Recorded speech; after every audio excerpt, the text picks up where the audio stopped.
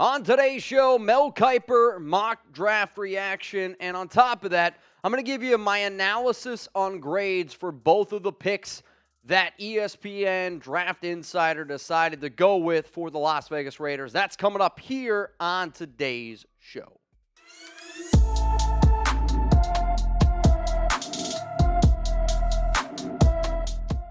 Raider Nation, what's going on? You're watching the Raiders Report, and it's draft season. If you want more content, and I mean even more content around the NFL Draft, subscribe to Chat Sports' draft-only channel at the link that you see below, youtube.com/chatNFL. I'm going to be nice enough and put that link in the comments and in the description of today's video. So coming up here on the Raiders Report, it's a two-round mock draft from Mel Kiper Jr. The Raiders had pick 7 and pick number 38. I'm going to break down the picks before, and I'm going to break down all the picks between 7 to 38. That way you know who was available on the board, and at the very end, give you my grade on this Raiders mock. So here's the first 6 picks off the board. Bryce Young, number 1. C.J. Stroud, number 2.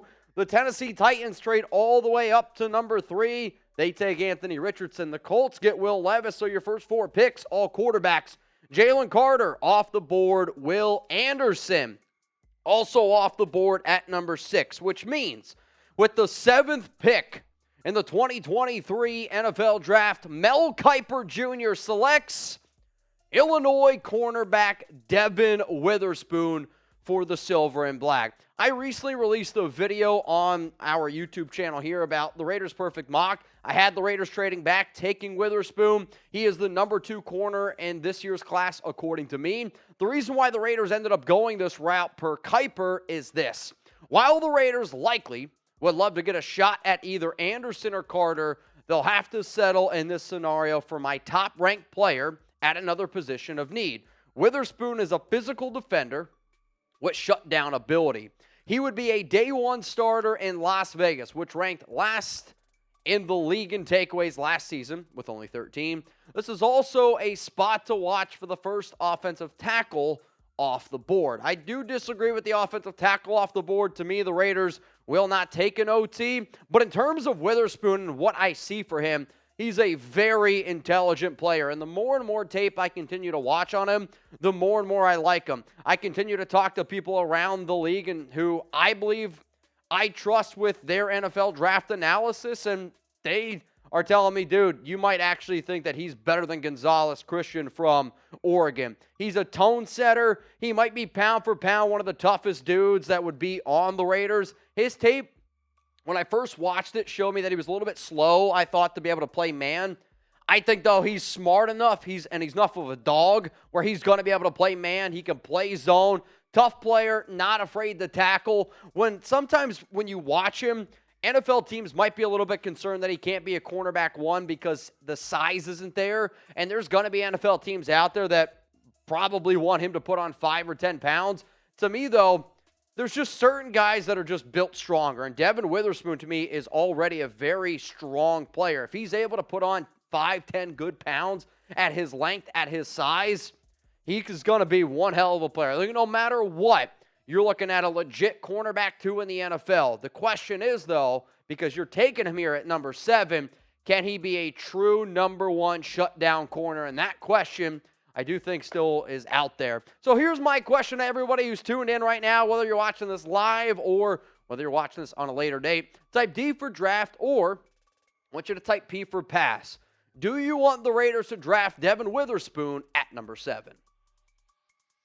My answer to this is yes. I want the Raiders to take a great player. I want the Raiders at pick number 7 to go with somebody on the defensive side of the football. I don't want the Silver and Black to take a reach. And to me, if you can fill a need, if you can get a player who I truly believe you can build around, and you can get a player that loves football and has all of those intangibles that you're looking for, let's go with it. On top of that, Witherspoon literally straight up told you at the NFL Combine that he would love to play with Nate Hobbs. And you also have a player who offers you some versatility. He's played inside. He's played outside. He can play in man. He can play in zone. And when you have 2 smaller cornerbacks in Duke Shelley and David Long Jr., I want somebody who is a little bit longer. Giggity. In terms of why Dane Brugler loves Devon Witherspoon, this is his breakdown, and some of the people that I like to look at, Brugler just released The Beast, and I love getting NFL content from him. This is what Brugler had to say about Witherspoon.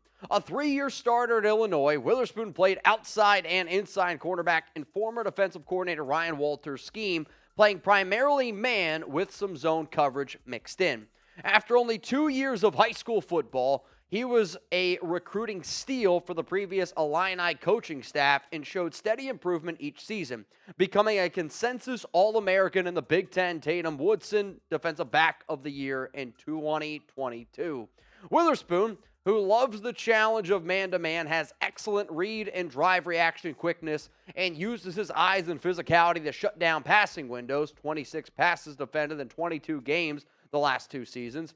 Although he doesn't carry an ideal weight, he has functional length and competes much bigger than he looks both in coverage and in run support. Overall, Witherspoon needs to walk the fine line of being aggressive without drawing flags, but his fiery play personality is a positive.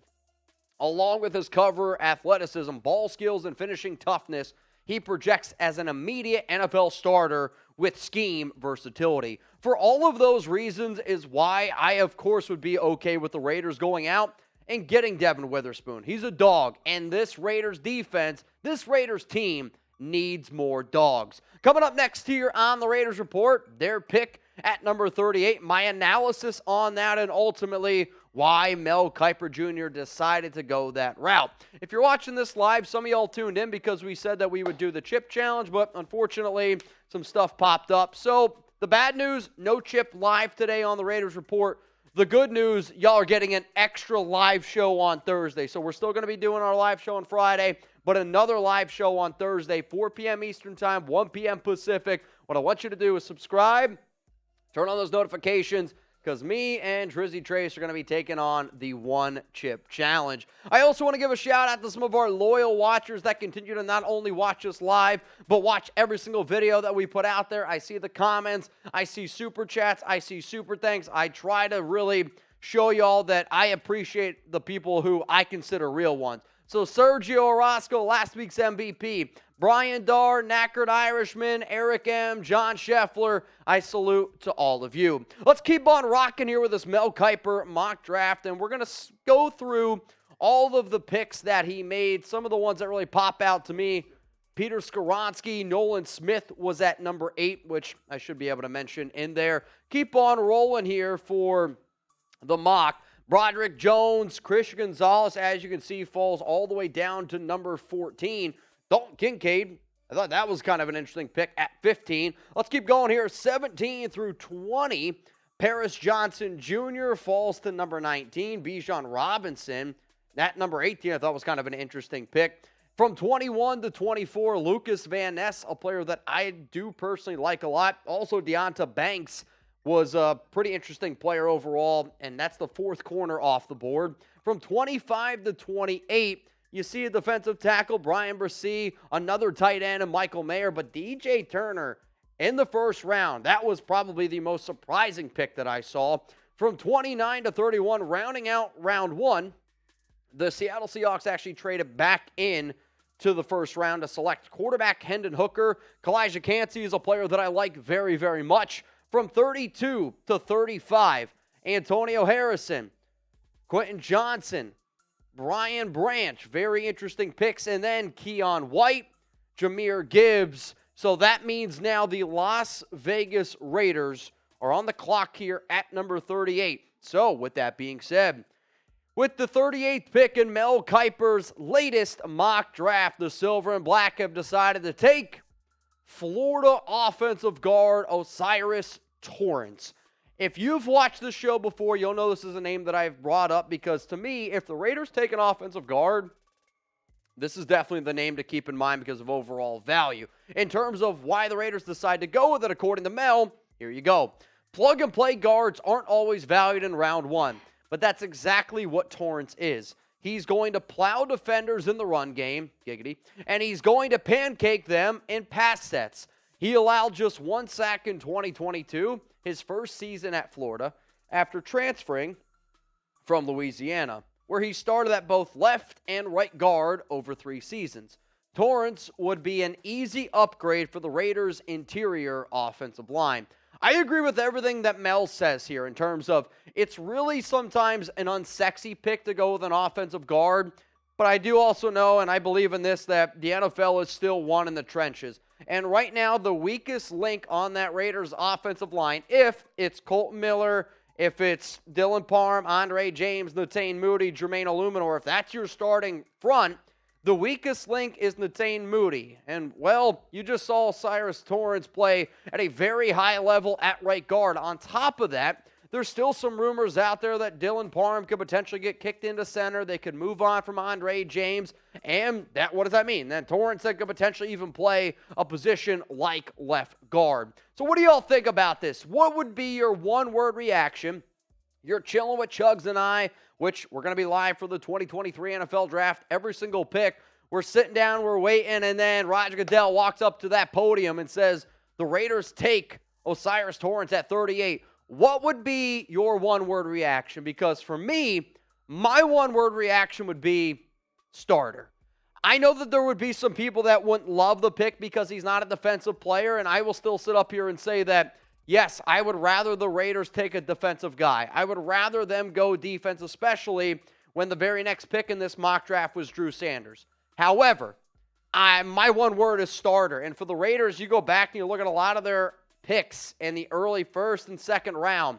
They have not been able to find many players that I would even consider a starter. So for me, if you go out and get him, he's better than Netane Moody. No doubt in my mind, he is a better player than Netane Moody, and he would deserve to be a starter. So you have a starting right guard, and you were also able to get a starting cornerback in this draft. Dane Brugler on his breakdown around Torrence. A massive but lean muscle blocker. Torrence has above-average inline power and physicality in the run game to quickly gain control and drive defenders from their spot. In pass protection, he sets wide strikes with authority and plays with the reactive quickness to recover and reposition his hands versus quick pass rushers. 0 sacks allowed in 1,501 career pass blocking snaps. Overall, Torrence will struggle at times picking off targets in space, but he boasts the play strength, body control, and competitive appetite to win his matchups. He is a plug-and-play zone starter in the NFL. When you sit down and you look at a lot of these players, okay, if you can get a dude who I know is going to go out there and he's going to work his tail off and he wants to play football and loves to play football, eats, breathes it, you look at a lot of what Florida coaches have said about him, that's one of the things that they always bring up. I love that, and I know the Raiders love that as well. Something that I hope all of y'all like. If anybody wants to hang out with Jeremy, Chugs, and I, put this date in your calendar. Saturday, April 15th, Chugs and I are going to be at a Raiders event at this address. The event itself goes from 4 p.m. to 12, but Chugs and I won't get there until 7 p.m. Central Time. It's at a sports bar, huge Raider event. I know there's going to be tons of vendors, tons of food there, some drinks. It's BYOB. And if anybody wants to take on Chugs and I in some boot challenges, some beer chugging challenges, talk a little Raiders, put that date in your calendar. We hope to see you this Saturday. So let's round out this Mel Kiper mock. You got Devon Witherspoon at number 7. And then you got O'Cyrus Torrence, offensive guard from Florida, at number 38. If you can see down below, I want to know, is it an A, is it a B, is it a C, a D, or an F? I want you to grade this Mel Kiper mock draft right now.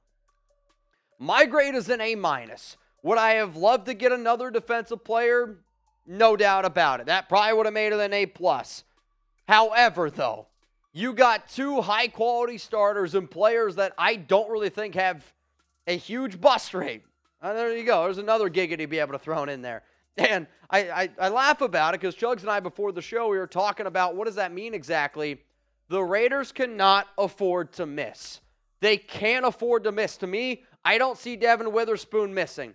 I don't see Torrence being a miss either. So for that, you're able to find 2 quality starters, 2 players that I do think are going to be building block players no matter where they go. Yes, I would have liked defense, but Torrence is a hell of an offensive guard and the best offensive guard outside of Peter Skoronski.